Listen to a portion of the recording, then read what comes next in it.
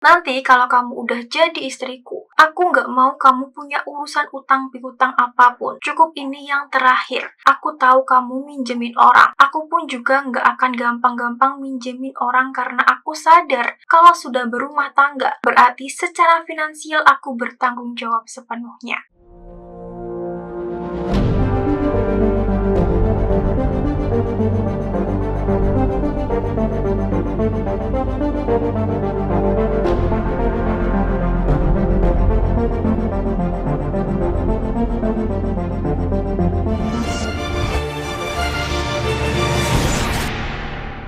Halo guys, bertemu lagi nih sama aku Tridiansi di sini. Di segmen kali ini lagi-lagi kita akan membahas nih kisah nyata pengalaman hidup dari seseorang. Oke, kali ini aku mengambil lagi nih suatu kisah yang berada di aplikasi Threads dengan temanya tuh ya, ketika kebaikan dimanfaatkan. Oke, tanpa berlama-lama kita langsung aja masuk ke isi Threads-nya.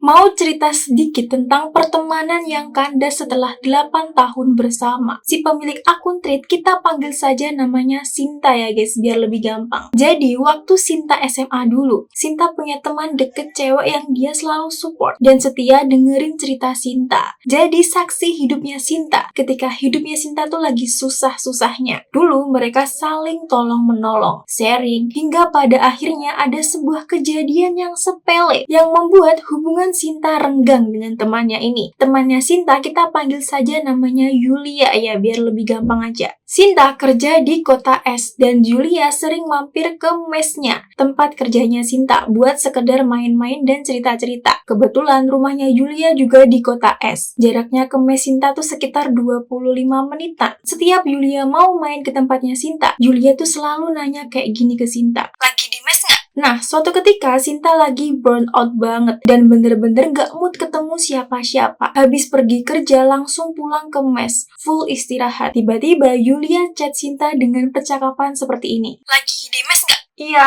tapi lagi capek dan gak mood ketemu siapa-siapa. Ih, siapa juga yang mau nemuin kamu? Nah, karena Sinta lagi capek banget, Sinta nggak bales chatnya, dan Yulia nggak ngechat apa-apa lagi. Beberapa hari kemudian Sinta chat Yulia lagi. Ya, biasalah ya, chat receh gitulah. Ternyata Yulia baru balas 2 hari kemudian, dan Sinta mulai netting nih. Masa dia marah ya aku bilang lagi gak mood kemarin? Terus waktu Sinta bales chatnya Yulia nggak jawab sampai ada semingguan. Selama seminggu itu Sinta mikir kayak gini, ini masa dia beneran marah sih gara-gara aku jawab kayak gitu? Itu udah lumrah banget loh. Secara mereka udah 8 tahunan bareng, pasti udah bisa memahami lah kalau salah satunya lagi gak pengen diganggu. Akhirnya Sinta beranikan diri untuk chat Yulia duluan, minta maaf, dan ternyata Yulia nggak gubris. Ada sampai 1 bulan kali Yulia tuh bener-bener gak balas chatnya Sinta. Pada saat itu Sinta jadi semakin bingung gimana cara ngadepin Yulia ini. Akhirnya Sinta pun diam-diam. Sinta mikirnya kayak gini, ya udahlah kalau emang udah underestimate sama aku juga nggak bisa maksain dia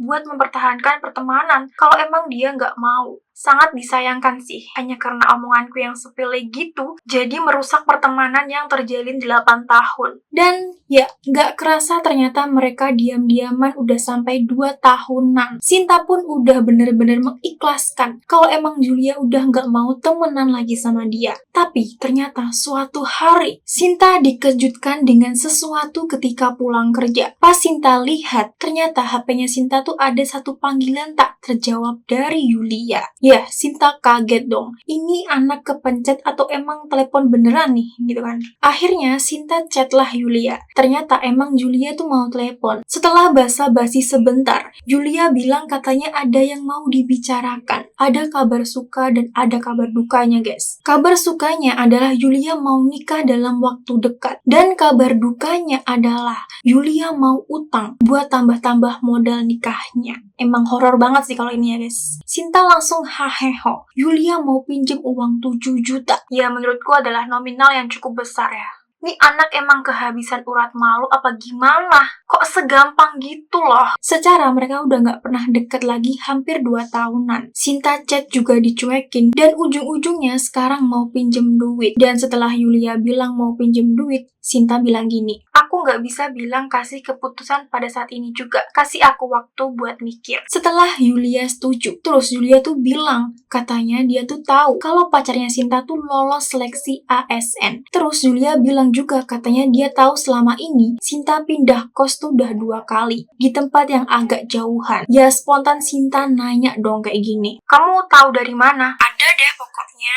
Lah, ternyata selama ini Yulia tuh masih kepo juga sama kehidupannya Sinta. Padahal Sinta udah hapus semua kontaknya, unfollow sosmednya, tapi ternyata diam-diam Yulia masih kepo tentang Sinta dan nanya lewat teman-teman Sinta lainnya. Emang dasar nih orangnya kan. Nah, setelah telepon selesai, besoknya Sinta minta saran dulu ke pacarnya Sinta. Dia bilang orang yang ngasih utang itu harus siap mengikhlaskan berapapun nominalnya. Kalau ternyata uangnya nggak balik. Nah, Sinta ditanya, Sinta siap kehilangan nominal berapa? Dari situ Sinta mikir beberapa kali guys. Dan akhirnya Sinta sampai pada keputusannya, yaitu meminjamkan uang kepada Yulia. Alasannya Sinta meminjamkannya, Sinta tuh sedikit mengatur strategi. Setelah merasa ditinggalkan dan diabaikan hampir 2 tahunan. Padahal Sinta udah berusaha menjalin hubungan baik. Kali ini Sinta pengen punya pengaruh di hidupnya Yulia setelah ditinggalkan. Sinta berjaga-jaga kalau semisal sewaktu-waktu Yulia ada kelakuan nyeleneh. Sinta bisa ungkit uang yang Sinta pinjamkan sama Yulia. Dan Sinta akan bilang ke semua teman angkatan sekolah, buat hati-hati jangan sampai dipinjemin uang sama tuh anak. Sinta ingin sedikit menjadi licik dengan berjasa dalam hidupnya Yulia. Sinta ingin bisa berkata kayak gini, kalau bukan karena uang tambahan yang aku pinjamkan, emang pernikahanmu bisa terlaksana. Sinta menganggap strateginya ini sebagai naluri pertahanan diri. Bagi Sinta, strategi ini wajar, tapi cukup berbahaya. Ya kali enak banget Sinta dijadikan tambal butuh.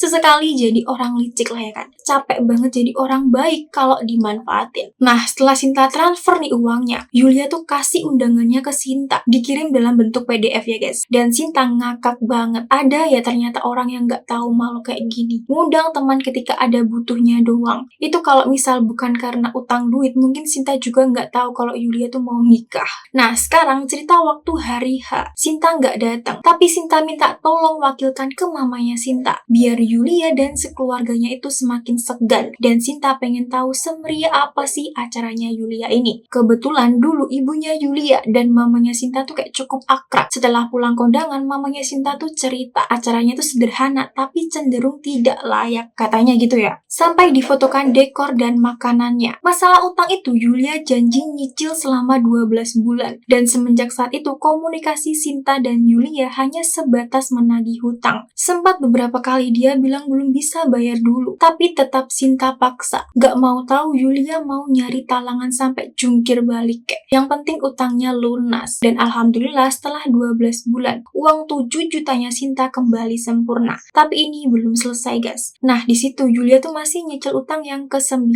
Di saat itu pula bertepatan dengan pernikahannya Sinta. Yulia tetap Sinta undang dan Yulia datang. Mereka ketemu dan foto-foto seperti biasa. Tapi sebelum menikah, calon suaminya Sinta tuh berpesan kayak gini. Nanti kalau kamu udah jadi istriku, aku nggak mau kamu punya urusan utang piutang apapun. Cukup ini yang terakhir. Aku tahu kamu minjemin orang. Aku pun juga nggak akan gampang-gampang minjemin orang karena aku sadar kalau sudah berumah tangga, berarti secara finansial aku bertanggung jawab sepenuhnya. Calon suaminya Sinta tuh bilang, dia lebih memilih hidup sederhana daripada harus kelihatan burjos, tapi hasil ngutang. Makasih ya Allah, setidaknya Allah mempertemukan Sinta dengan jodoh yang berpikir rasional dan bertanggung jawab. Nah, setelah Sinta menikah, Yulia itu ternyata bukannya sadar diri dan tahu malu, malah makin berani. Mentang-mentang Yulia tuh bisa membuktikan kalau utangnya tuh bisa lunas. Jadi dia tuh mau ngutang lagi gitu intinya. Kali ini Yulia mau nyicil 6 bulan aja. Terus ya dengan belak-belakan Sinta tuh bilang kayak gini, suamiku udah gak bolehin aku berurusan utang piutang setelah menikah. Namanya juga istri ya, harus taat dong selagi suami ngajak ke jalan yang benar. Sinta berharap dengan bilang seperti itu, Yulia tuh jadi sungkan. Dari jawaban itu, Yulia masih iyain. Ternyata 7 bulan kemudian Yulia tanya lagi, suami Sinta apa masih gak ngebolehin Sinta minjemin uang gitu lah intinya. Bener-bener nih anak udah gak punya malu. Urat malunya bukan putus. Kalau putus sih masih bisa disambung. Ini urat malunya tuh udah hilang, gak ada. Pada bulan ke-7 ini alasannya utangnya. Dia mau patungan sama saudara-saudaranya buat bayarin kontrakan orang tuanya. Padahal posisi Yulia ini tinggal ngekos sama suaminya. Terus ya Sinta tuh bilang aja terus terang kayak gini. Kalau kayak gitu berarti bantu orang tua tuh bukan tanggung jawab primer. Kalau belum bisa bantu secara uang, kan bisa bantu secara tenaga. Kali aja mau bantu bersih-bersih di rumah orang tuanya kek, atau kebaikan yang lainnya. Asal bukan dari uang yang dipaksakan dan jadi beban. Kalau uang masih tabungan sendiri sih ya nggak apa-apa. Nah karena ini Yulia mulai nyeleneh. Ternyata ini adalah momen yang pas buat Sinta mengungkit pinjaman yang pernah Sinta kasih ke Yulia. Tapi tetap aja dengan cara yang sopan ya. Dan inilah jawaban dia. Kalian nilai sendirilah jawaban ini. Tapi yang pasti dari jawaban itu, Sinta merasa disepelekan. Dan Sinta bilang ada gengsi dengan kalimat seperti ini. Itu pas aku pinjem ke kamu tuh karena kurang aja. Dan yang nyuruh Yulia bikin acara kecil-kecilan itu ya orang tuanya. Ya kalau gitu kenapa bukan orang tuanya aja yang biayain gitu loh. Heran kan ya. Fix akhirnya Sinta putuskan pertemanan itu guys. Oke seperti itu aja isi dari tweet ini. Pesan hidup apa yang bisa kita ambil dari ceritanya Sinta ini ya guys.